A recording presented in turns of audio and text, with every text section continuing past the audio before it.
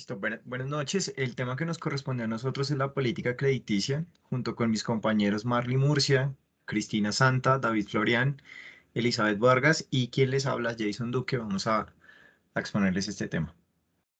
Primero empezamos con una pregunta, que es una problemática. Entonces la pregunta que nosotros elegimos es cómo el nivel de endeudamiento se convierte en un factor de riesgo crediticio significativo en Colombia.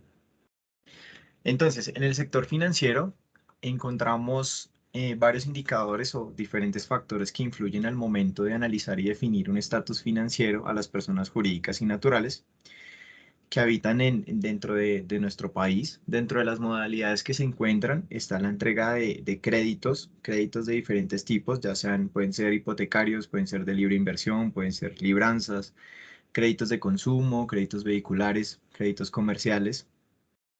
Em, Sin embargo, el extremo endeudamiento o el sobreendeudamiento provoca un riesgo de la caída de la cartera, ¿sí?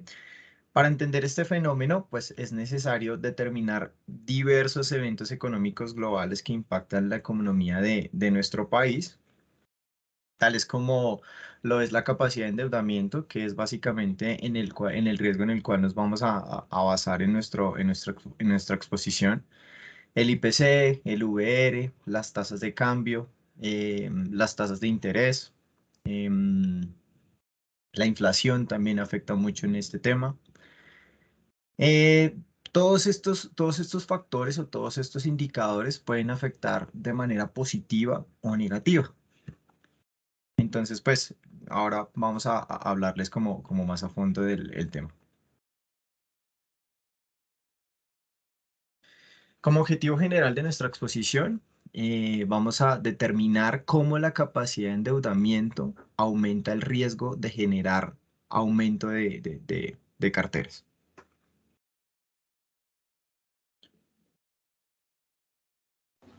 Muy buenas noches, mi nombre es Ana Elizabeth Vargas y yo les voy a comentar algo acerca del marco conceptual de la política crediticia. Para iniciar, vamos a definir la política crediticia como las medidas tomadas por un país para regular los recursos disponibles que se puedan destinar ya sea para crédito y para circulación en el mercado. Esta política crediticia hace parte de la política monetaria y la regulación se encuentra centrada en algunas atribuciones que le dieron al Banco de la República. ¿La avanzas, por favor? Toda la regulación y todas las atribuciones que se le dieron al Banco de la República se dieron a partir de la Ley 31 de 1992, que constituye el marco general de referencia para el ejercicio de las funciones atribuidas a la Junta Directiva del Banco de la República como autoridad crediticia. Estipula que el uso de los instrumentos de la política autorizados a la Junta deben tener como propósito la regulación de la circulación monetaria, la liquidez del sistema financiero y el funcionamiento internos y externos. Continuemos, por favor. Los principales instrumentos asignados al Banco de la República para la regulación crediticia inicialmente le dan la posibilidad de establecer el canje de las distintas categorías de establecimiento de crédito y señalar su remuneración. Cuando hablamos de canje, hablamos de el dinero que se debe tener como reserva a partir de los ahorros, ya sean en títulos de CDTs, en cuentas de ahorro, en cuentas corrientes o cualquier otro tipo de título que deben tener los bancos, ya sea en sus cajas o en las cuentas que cada banco tiene en el Banco de la República. Esto a fin de que haya como una provisión para poderle responder a los ahorradores en cualquier momento de la operación bancaria y pues que todo el dinero que ellos depositan no sea asignado directamente a créditos o gastos. También se permite señalar las condiciones financieras a las cuales deben estar sujetas las entidades públicas para adquirir o colocar títulos. Y le da la facultad al sector financiero para que regule y coloque créditos en el sector agropecuario con unas condiciones especiales. Continuemos, por favor. Como les mencionaba, el encaje tradicionalmente es el requerimiento de los establecimientos de crédito y se define como un porcentaje mínimo en las exigibilidades que debe tener en la forma de efectivo o caja depositado en el Banco de la República. Este requerimiento permite a las entidades contar con una reserva de liquidez adecuada para cumplir con sus obligaciones frente a los ahorradores, facilita el funcionamiento de pagos y demás. En este momento, hay un 8% que debe estar como reserva para los depósitos a corto plazo y el 3.5% se debe generar para los depósitos a largo plazo. Asimismo, el Banco de la República tiene la potestad de manejar una tasa máxima remuneratoria. El interés remuneratorio es el retorno pactado por un crédito de capital durante el periodo determinado. La Junta Directiva del Banco de la República revisa cada diciembre si es necesaria máxima remuneratoria, con base en una metodología de identificación de cambios estructurales. Eso lo hacen un grupo técnico del Banco de la República, le lleva esa información a la Junta Directiva y ellos determinan si se debe hacer alguna acomodación o si se debe mantener, y en abril del siguiente año hacen una revisión para ir verificando si esas tasas están acorde al movimiento del mercado. Continuemos, por favor. Los títulos de desarrollo agropecuario son unas inversiones obligatorias que deben hacer los bancos comerciales para que haya un fondeo a las actividades agrícolas. Esto se permite con unas tasas de interés que maneja el Banco de la República y que da, digamos, unos topes máximos de crédito en tasas y también unos topes de cuánto deben generarse por parte del sector financiero en créditos anualmente para el sector agropecuario. Por eso vemos que cuando se presta a crédito agropecuario son a tasas supremamente bajas, porque esto se hace más por regulación y por conservación de la actividad agrícola. Continuemos, por favor. Bueno, a partir de este momento, entonces ya vamos a pasar con nuestro siguiente compañero para generar el riesgo, toda la información acerca del riesgo crediticio. Listo, gracias, Eli.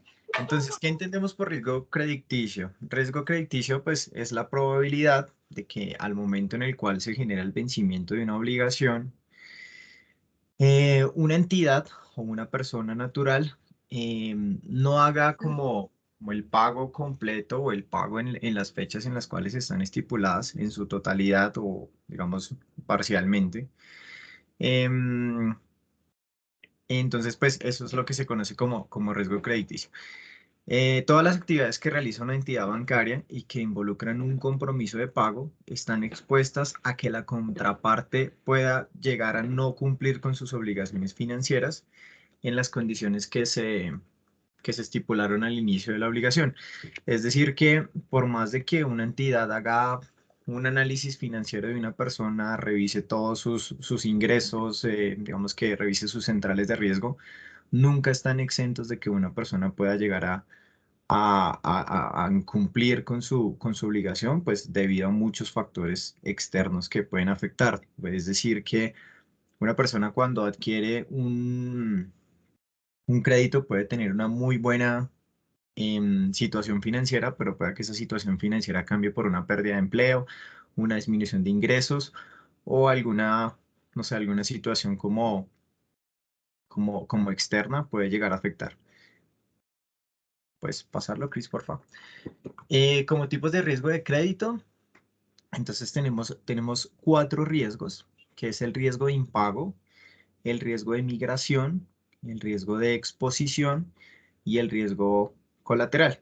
Entonces, como riesgo de impago, es el riesgo fallido o de default, es la posibilidad de incurrir en una pérdida si la contrapartida de una transacción no cumple plenamente las obligaciones financieras acordadas en el contrato, ¿sí?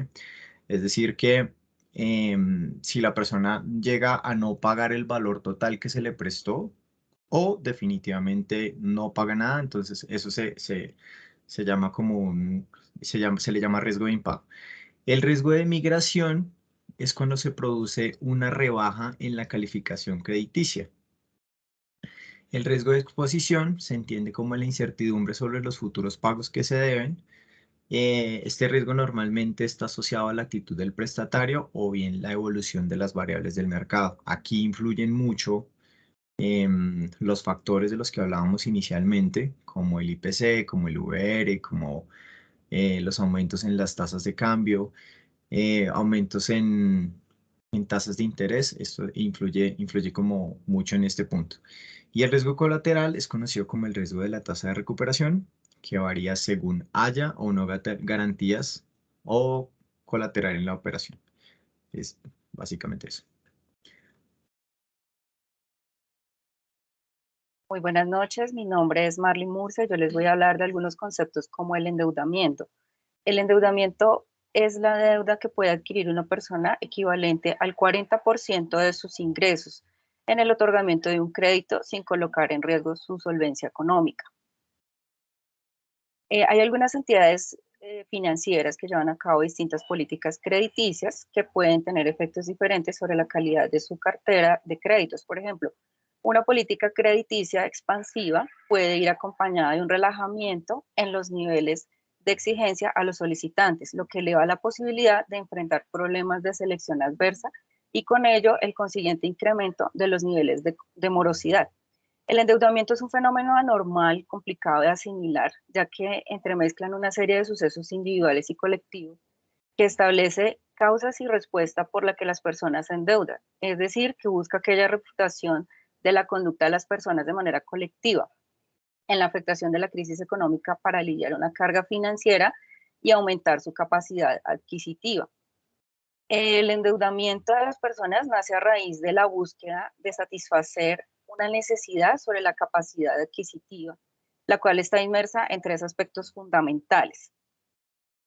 Tenemos la facilidad de la obtención de los créditos, la mala planificación de sus ingresos, los gastos innecesarios, el consumo desmedido, la falta de cultura financiera, modelos de conducta, influencias del entorno, compras excesivas y un sobreendeudamiento del 50% de sus ingresos.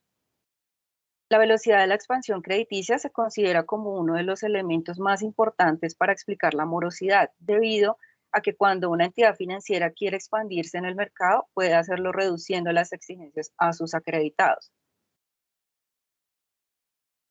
Porque las personas no pagan sus deudas, entonces porque tienen un sobreendeudamiento del 50% sobre sus ingresos, apoyan modelos de conducta e influencias del entorno, hay más facilidad de obtención de créditos, la mala planificación de sus ingresos, los gastos innecesarios, falta de cultura ciudadana y por el desempleo.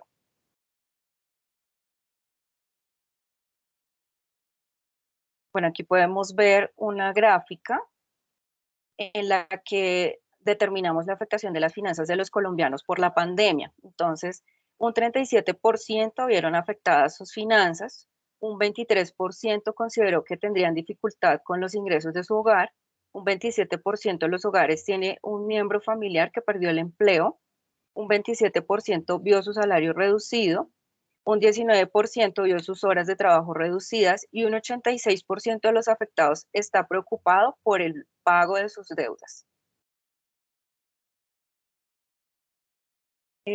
Aquí podemos ver unos indicadores de acceso y un indicador de uso en los productos financieros. Entonces venimos revisando desde el 2019 que la tendencia de indicador de acceso fue del 82.5 y el indicador de uso fue del 66%. A marzo del 2020, el indicador de acceso era del 83.2 y el indicador de uso del 66.8. A junio del 2020, el indicador de acceso fue del 85.9 y el indicador de uso del 71.6. Para septiembre del 2020, el indicador de acceso y el indicador fue de 87.1 y el indicador de uso del 73%. En lo que podemos indicar que el indicador de acceso fue mayor a lo que veníamos adelantando, o sea, desde el 2019 al 2020. Buenas noches, mi nombre es María Cristina y pues en complemento de todo lo que han dicho mis compañeros, voy a hablar sobre el crecimiento del sistema financiero. El crecimiento del sistema financiero se da debido pues a todo el tema del endeudamiento, ya que las entidades financieras presentaron un rápido crecimiento en la primera parte de la década de los años 90, en un ambiente de ingreso de capitales y liberación financiera. Este rápido crecimiento se produjo simultáneamente con incremento en el crédito. la absorción y el precio de los activos y de los bienes no transables. A partir de 1998 se presentó una disminución súbita de los flujos de capital y una contracción de la absorción del producto, factores que incidieron negativamente en la estabilidad del sistema financiero. Estos choques macroeconómicos hicieron evidente las vulnerabilidades que se generan en la década de los 90 a raíz del rápido crecimiento del crédito. Fue un fenómeno que produjo una relajación en la selección y seguimiento de los proyectos financiados. Asimismo, el acelerado crecimiento de los recursos intermediados por la banca pública contribuyó al deterioro de los indicadores de las entidades financieras, debido a que su desempeño fue peor que el de las entidades privadas. El deterioro del desempeño del sistema financiero llevó a que se adoptara una serie de medidas encaminadas a superar esta crisis.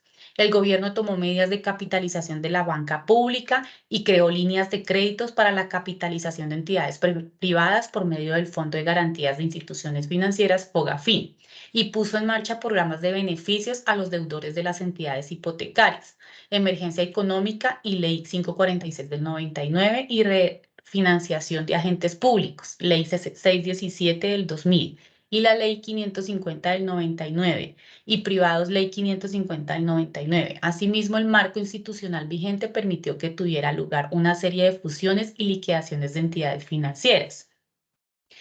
A raíz de todo este crecimiento y desarrollo de la banca, se crearon unos riesgos derivados de la exposición de los principales deudores del sistema. Dentro de estos derivados están los clientes del sistema financiero que se pueden agrupar en el sector corporativo, privado, los hogares y sector público no financiero. A continuación se presentan las principales conclusiones para cada sector. El sector corporativo privado. En la actualidad existe un menor grado de exposición del sector financiero al sector corporativo como consecuencia de la caída de la cartera comercial durante los últimos 2 años, tanto en términos nominales. Este comportamiento de la cartera es coherente con la información contenida en los estados financieros de las empresas vigiladas por la Superintendencia Financiera, que muestran una reducción del financiamiento otorgado por el sistema financiero durante el último año. En los hogares, la calidad de la cartera de los hogares se ha deteriorado sustancialmente en los últimos años. No es claro que en los próximos meses se presente una reversión de esta tendencia en la medida en la cual los factores como el ingreso de los hogares o el precio de la vivienda no cambien su comportamiento.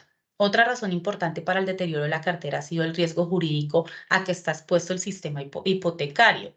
En este aspecto, la información disponible sigue mostrando un elevado nivel de costos para realizar las garantías, acumulación de procesos ejecutivos y una excesiva duración en su resolución. Asimismo, persisten demandas en contra del marco jurídico que reglamenta esta actividad. Todo lo anterior atenta contra la voluntad de pago de los deudores. Esto se ha dado pues a raíz de pues, todo el tema de la pandemia, pues el crecimiento de la tasa de interés, pues ha conllevado que pues muchas personas no puedan como cumplir sus obligaciones en cuanto al pago de vivienda. El sector público no financiero. La cartera del sector público con el sistema financiero corresponde a su mayor parte a créditos otorgados por la banca a entidades territoriales. Esto ha disminuido. Esto pudo ser en parte el resultado de las leyes sobre las finanzas de los entes territoriales expedidas por el gobierno nacional. Esa disminución, sin embargo, no alcanza a compensar el aumento en la exposición del sistema del sector público por la vía de la inversión en títulos de deuda pública. El aumento del endeudamiento público no se ha centrado exclusivamente en el sector financiero doméstico, destacándose en la compra de los títulos de deuda pública, sino del sector privado no financiero y el importante crecimiento de la deuda externa pública. Esto último conduce a que las condiciones financieras de endeudamiento público sean más sensibles a cambios en la disponibilidad de recursos para los mercados emergentes y a la percepción sobre la sostenibilidad. Bueno, mi nombre es David Andrés Florian y dando continuidad pues a nuestro desarrollo del trabajo, les daremos unas conclusiones y un tema y de 2 recomendaciones que creamos como grupo. Entonces, pues la conclusión del desarrollo del trabajo, nos preguntamos primeramente si el riesgo incide en los factores o los factores inciden en el riesgo. ¿Esto por qué? Esto porque creemos que realmente es una cadena. Sin embargo, es necesario indicar que que para que se maximice el riesgo claramente, siempre va a haber un riesgo maximizado. Entonces debe haber una fluctuación inicial entre los factores macroeconómicos y luego de esta misma forma el riesgo generado tendrá un impacto negativo en los mismos indicadores, en dichos indicadores, hasta que en algún momento en el ciclo regulatorio la economía de alguna u otra forma ayude a minimizar el impacto del riesgo generado inicialmente. Ahora también, pues bien explicándolo y enfocándolo un poco, volviendo a la relación entre los principales indicadores económicos, tenemos como parte del Producto Interno Bruto del PIB la inversión pública, que es un atributo clave en el desarrollo del motor productivo, que a simple vista no se ve. Sin embargo, se puede explicar como de una forma sencilla mediante una correlación, la cual pues mostrará cómo interviene la disminución del riesgo asociado en este caso. También es importante resaltar y nos queda como muy claro que la economía tiene varios complementos, los cuales la llevan a tomar decisiones como las modificaciones de política monetaria y fiscal, y teniendo en cuenta que hay variables macroeconómicas quienes a su vez dan influencia a los comportamientos internos dentro de la economía que pueden impartir a que sean negativos o positivos. Sin embargo, consideramos que en el esquema del sistema financiero colombiano, una serie de las alternativas con miras es el progreso pues de un país económico a pasar de los años. También creemos que no se puede perder como la esencia misma de la tarea financiera que se propone en el gobierno, ya que pues por colapsos económicos tanto nacionales como internacionales, en este tema, decir extranjeros, el efecto de las decisiones del Estado se pueden evidenciar factores como el decrecimiento de los niveles que presenta el Producto Interno Bruto. Al igual, tenemos específicas variables en la economía, como son el manejo del endeudamiento, que pues, por ejemplo, por estos días crea una cultura o hábito de mantener un estado de consumo constante. Esto se da constantemente y puede que genere un riesgo, pérdida tanto del consumidor como para pues, todo el tema de los proveedores en nuestro país. También podemos generar un riesgo de pérdida para el consumidor como para el proveedor, y esto da a conocer el dinero circulante de bienes y materiales en pro de satisfacer o no una necesidad convertida en algo fundamental para la transición como del proceso que se lleva en las finanzas de, de la compañía, del país. Tenemos, aparte de esto, pues dos recomendaciones como grupo que creemos que pues es como el enfoque que le dimos a nuestro trabajo y que queremos dar a conocer. La primera es que es mantener como un desarrollo económico sostenible que mantenga una inflación controlada. ¿Esto cómo? Pues esto mediante una tasa de intervención estable que fomentará pues un mercado en la senda de tranquilidad y seguridad, dejando al lado la especulación y como dando certeza de cuál es el camino a tomar. Esto tendrá una afectación positiva, ya que pues el mercado tendrá una visión, una visión óptima del desarrollo. Los inversionistas no tendrán una expectativa de preocupación, ya que conocerán cuál es pues la reglamentación respecto a las tasas de interés, y todo esto se tiene manteniendo un control sobre la liquidez, su sistema financiero y su desarrollo económico. Con esto, el territorio será tomado como una buena propuesta para atraer capital, tanto capital extranjero como nacional, y esto motivando claramente el crecimiento económico en Colombia. Eh, También, pues recomendamos que la Superintendencia Financiera realice una modificación más en el tema de las regulaciones del crédito en Colombia. ¿Esto con qué? Pues con un fin específico de que las entidades financieras únicamente puedan colocar en circulación el dinero sobre los depósitos de ahorro real, y con el fin de que mantengan una expectativa de transparencia en cuanto dinero pueden llevar a colocar a la entidad en el momento de la demanda, pues que se realice en ese momento. Es todo esto debido como a la colocación cómo la colocación del dinero se realiza sobre la garantía intangible, y cómo se ha observado ante las crisis anteriores que solo conlleva un impacto a sus acreedores y un descalabro al sistema funcional. Con esta modificación, que es como lo que buscamos, en parte es como, por decirlo así, la colocación del crédito sea 100% de acuerdo a los depósitos de vista de sus ahorradores y de acuerdo a la consecuencia del Banco de la República, mantendría un monitoreo permanente sobre sus entidades financieras y esto sumaría las pruebas de calidad de cartera y formarían un sistema financiero tan robusto y confiable que estaría cubierto a cualquier tipo de, pues, a cualquier tipo de crisis que se siga mitigando en el país. Eh, También tenemos pues otra, pues como otro enfoque que es en mantener como el desarrollo económico sostenible, el cual mantenga una inflación, el cual siempre tenga una inflación controlada. Esto mediante una tasa de intervención estable, la cual fomentará en el mercado una senda como de tranquilidad y seguridad, dejando como al lado todo el tema de especulación y dando certeza de cuál es el camino a tomar. Esto tendría una afectación positiva en el mercado porque tendría siempre una visión óptima del desarrollo tanto de los inversionistas eh, como del sistema financiero. Y otro, pues, otro tema adicional es otra conclusión adicional es mantener la política monetaria estricta que no permita el otorgamiento de créditos sin fundamentos importantes para el respaldo de la deuda y mantener un control de la liquidez del mercado, esto por medio de, pues, podría ser de tasas de intervención que tengan su punto de equilibrio entre el desarrollo económico y el control de la inflación en el objetivo, pues, todo regulado por el Banco de la República. Eh, Creo que pues por esta parte sería nuestro tema de conclusiones y pues como las recomendaciones que damos a todo el flujo del trabajo que realizamos.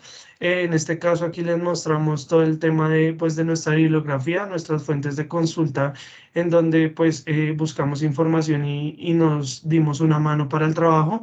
Creo que con esto pues terminaríamos y concluimos nuestro trabajo.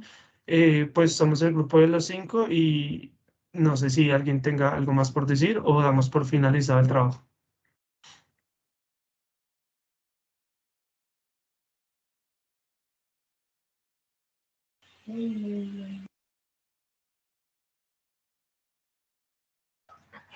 Feliz noche.